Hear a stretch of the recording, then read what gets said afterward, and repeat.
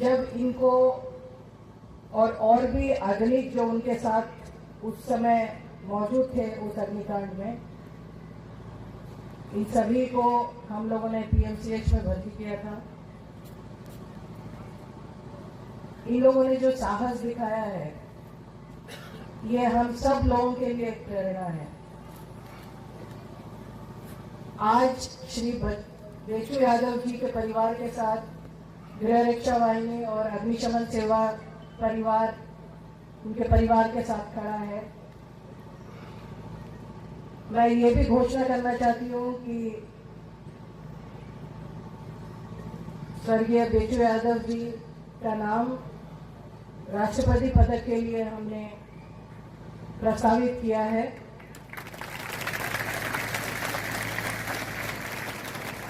मुझे अभी भी याद है जब अस्पताल में हम उनको देखने गए थे और बाकी अग्नि को भी देखने गए थे, तो वो एक ही चीज बोल रहे थे कि हमको मैडम से बात कराइए। मुझे अभी भी याद है जिस तरह से वो जिंदगी से लड़ रहे थे, और मैंने उनको एक ही शब्द कहा था कि आपको कुछ नहीं होगा, आप ठीक हो जाएंगे।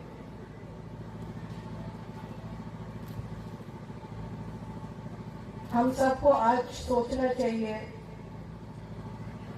कि किस साहस के साथ आप यदि देखिएगा, स्पेशली जितने अग्निकांड की घटनाएं होती है उसमें, क्योंकि मैं स्वयं भी चली जाती हूँ बड़ी घटनाओं में, तो मैंने देखा है जिस समर्पण के साथ हमारे गृह रक्षक और हमारे अग्निशमन सेवा के कर्मी बिना सोचे, बिना परवाह किए, जान की परवाह किए वो वहां पर कार्य करते हैं और पूरा मेहनत और लगन के साथ काम करते हैं।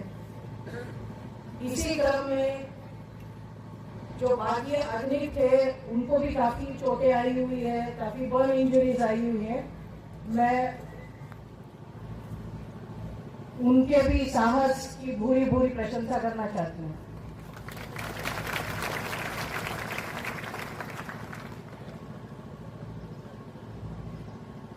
मेरा मानना है कि किसी भी संगठन के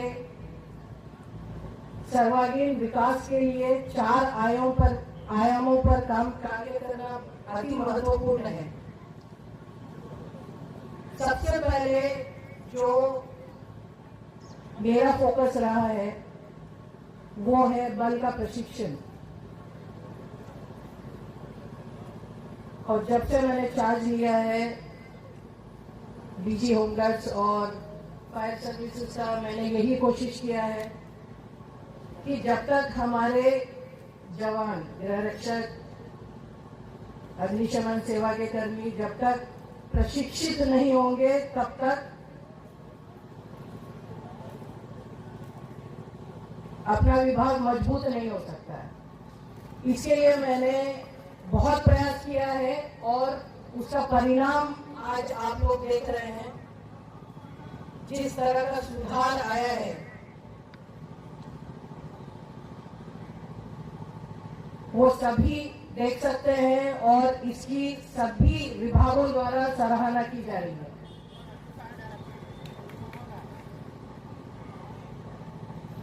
मैं यहां बताना चाहती हूं कि वर्ष 2020 तक प्रशिक्षण पर मात्र 8 करोड़ रुपए व्यय किए गए थे, लेकिन पिछले 2.5 साल के दौरान 64 करोड़ रुपए हम लोगों ने व्यय किया है मात्र प्रशिक्षण पे।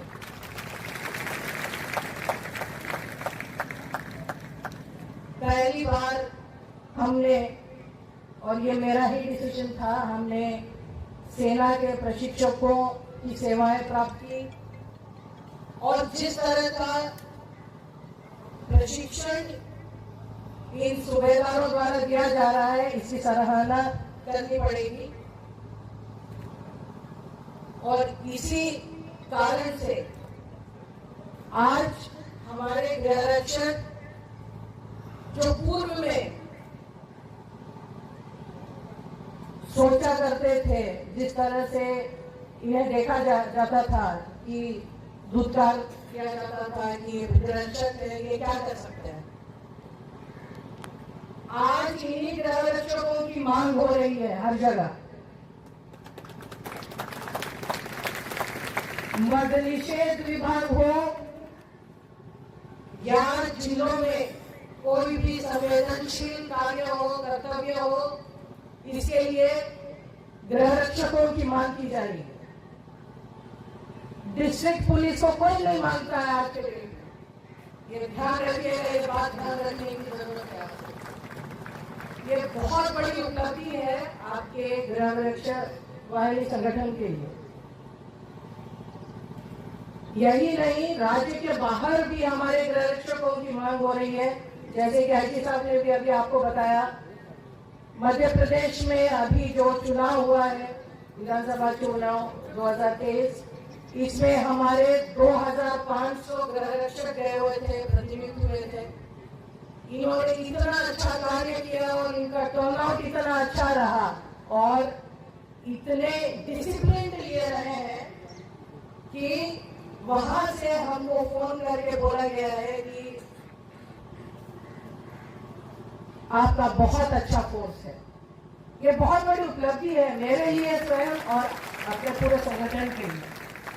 मैं उम्मीद करती हूँ कि आप इसी तरह से काम करते रहेंगे। आपको याद होगा 2021 में इसी मंच पे खड़ा होकर मैंने आपको कहा था कि मैंने चार्ज लिया है डीजी होमगार्ड फायर सर्विसेज का। मैंने एक सपना देखा है, मैंने एक विजन देखा है। इसी होमगार्ड संगठन को एक सबसे बेहतरीन फोर्स मुझे बनाना है। वो मेरा एक संकल्प था। मैंने अपना वादा पूरा किया, जितना कोशिश कर सकते थे हमने किया।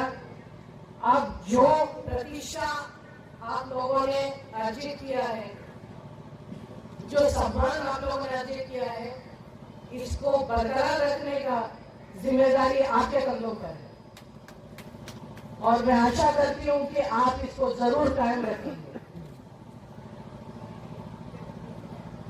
दूसरा महत्वपूर्ण आयाम है भूमि भवन, अपना भूमि भवन।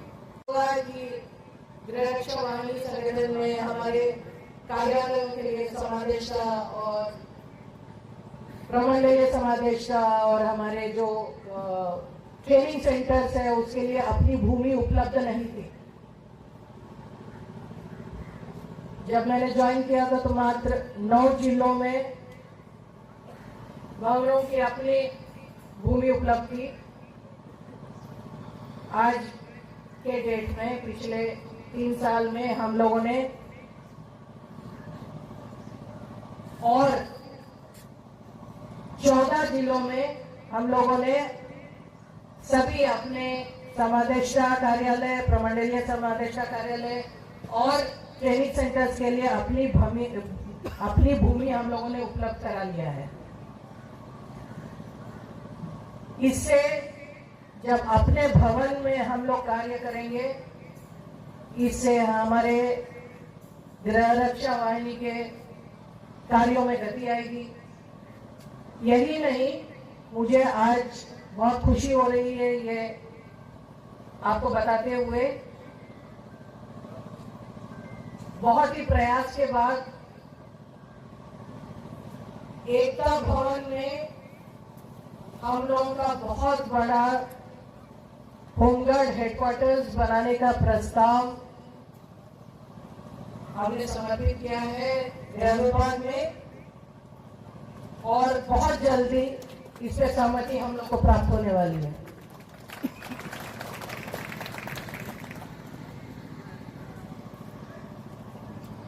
इसके अलावे पर्याप्त मानव संसाधन और बल का आधुनिकीकरण।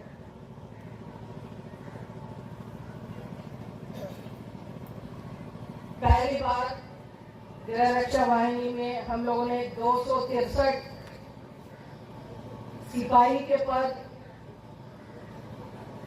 और 42 चालक सिपाही के पद पे नियुक्ति की है और इनका प्रशिक्षण अभी चल रहा है। इसके अलावा अग्निशमन, जैसे कि आईजी साहब ने भी आपको बताया, अभी अग्निशमन सेवा में भी 2308 अग्नियों की नियुक्ति हो चुकी है, उनका प्रशिक्षण अभी चल रहा है।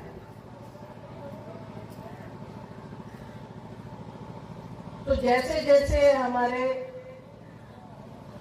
मानव संसाधन बढ़ते जाएंगे, हमारा संगठन और भी प्रभावशाली होगा। बीटा एकेडमी को रीजनल ट्रेनिंग सेंटर की मान्यता प्राप्त होते ही ये बहुत बड़ी हम लोग के लिए उपलब्धि होगी, क्योंकि इसमें हम लोग को बहुत सारी सुविधाएं मिलेंगी। और मेरा विचार है कि इसी ट्रेनिंग सेंटर में हम अपने गृह रक्षकों का भी ट्रेनिंग हम करा लेंगे, एडवांस ट्रेनिंग।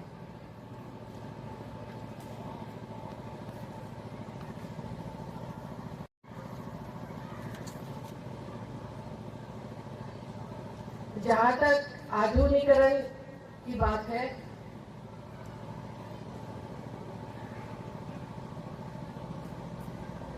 बेल्ट्रॉन के द्वारा हमारे सभी जिला समादेष्टा, प्रमंडलीय समादेष्टा कार्यालयों, प्रशिक्षण संस्थाओं का आधुनिकीकरण इनके द्वारा किया जा रहा है। ये प्रक्रिया चालू कर दी गई है। इस वर्ष 19 नए वाहन भी हम लोगों ने क्रय किया हुआ है। इससे भी हमारे संसाधनों में बढ़ोतरी होगी। अग्निशमन सेवा में भी हमने बहुत सारे आधुनिक उपकरणों का क्रय किया है।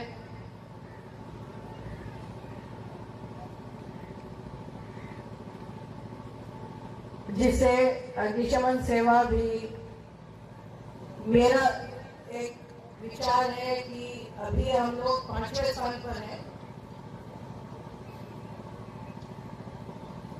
सेंटर में। अग्निशमन सेवा की जो गुणवत्ता है, जो सबसे बेस्ट स्टेट्स है, वो उसमें हम लोग 5वें स्थान पे हैं सेंटर में। मेरा विचार है कि हम लोग को प्रथम श्रेणी में आने का प्रयास करना चाहिए।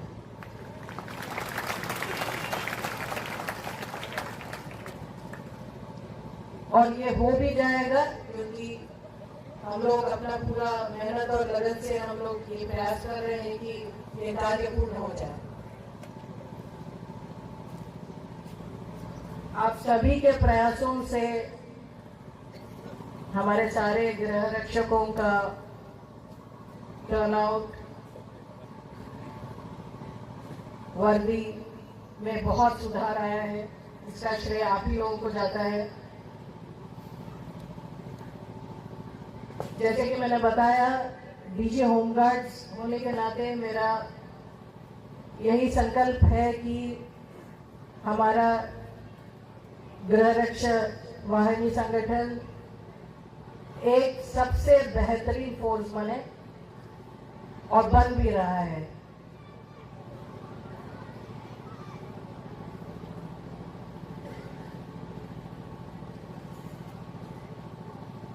पिछले 2-3 सालों में जो लगातार सुधारात्मक प्रयासों से हमने जो ये छवि बनाई है गृह रक्षा वाहिनी की और अग्निशमन सेवा की,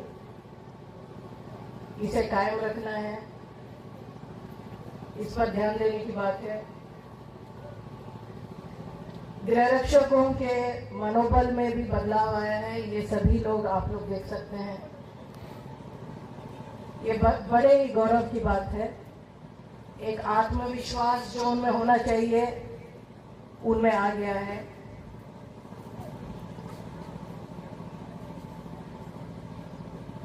जैसे हर साल मैं आप सबको बोलती हूँ कि मुझे बहुत गर्व लगता है कि मैं डीजी होमगार्ड्स और फायर सर्विसेज हूँ। मुझे आप सभी पे बहुत गर्व है। आपको भी आपके खुद पे बहुत गर्व होना चाहिए।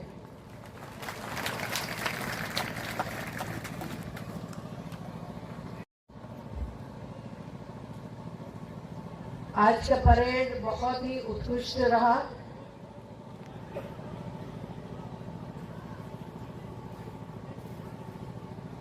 परेड कमांडर श्री राणा अमरेंद्र कुमार दीपक और द्वितीय समादेशक श्री अखिल कुमार ठाकुर जी को मैं बधाई देती हूँ। इसके अलावे परेड में उपस्थित सभी गृह रक्षा वाहिनी अग्निशमन सेवा के जवानों के साथ साथ गृह रक्षा वाहिनी के बैंड वादन दल को भी बधाई देती हूँ। बहुत बढ़िया प्रदर्शन आपका रहा।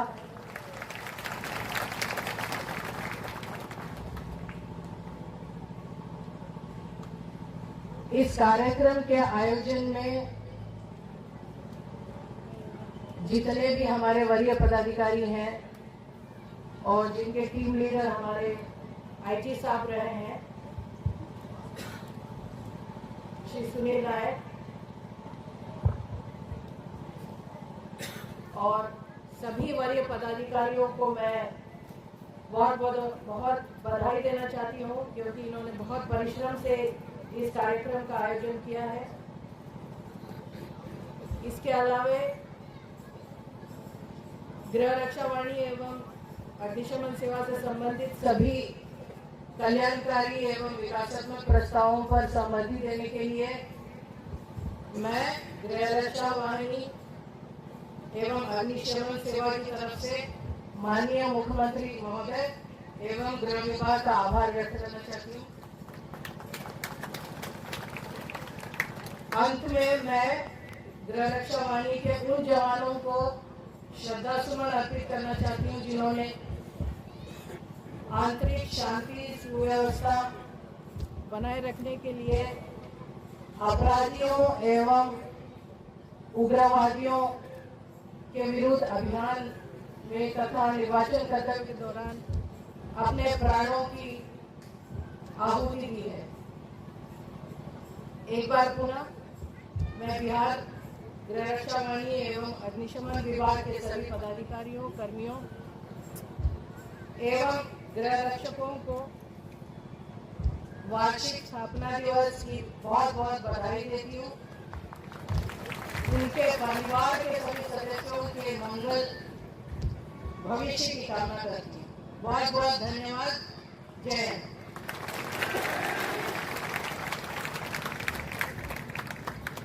जीवन की कला को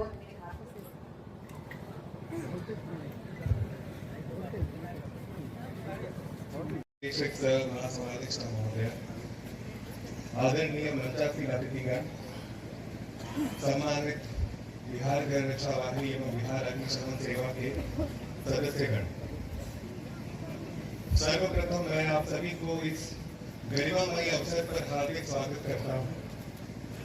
आज हम यहाँ बिहार गृह रक्षा वाहिनी के स्थापना दिवस के रूप में एकत्रित हुए हैं और इसके साथ हम बिहार अग्निशमन सेवा की उपलब्धियों का भी जश्न मना रहे हैं। मैं आप सभी को शानदार एवं सराहनीय मार्च के लिए बधाई देना चाहता हूँ। परेड की जीवन रेखा माने जाने वाले बैंड ने हर बार शानदार प्रदर्शन किया, जिसके लिए बधाई एवं धन्यवाद। परेड कमांडर श्री राणा अमरेंद्र कुमार दीपक हम सभी के लिए प्रेरणा के स्रोत हैं। उनकी सेवानिवृत्ति में अभी 1 वर्ष बाकी है, फिर भी वो यहाँ खड़े हैं। आप जैसे अधिकारी ही हमें प्रेरित और प्रोत्साहित करते हैं। मेरे 18 वर्षों की सेवा में इस वर्ष मैंने कुछ ऐसे देखा जिसकी कल्पना मैंने कभी नहीं की थी। सीवान की घटना में जब हमारे गृह रक्षक और अग्निकर्मी घायल हो गए, तब हम पीएमसीएच में इलाज जारी रखने को लेकर असमंजस में थे। तो महानिदेशक महोदया ने तुरंत निर्णय लिया और सभी को अपोलो बर्न हॉस्पिटल में शिफ्ट करने का आदेश दिया। उनके इस एक निर्णय ने सभी अग्निशमन कर्मियों को बचा लिया।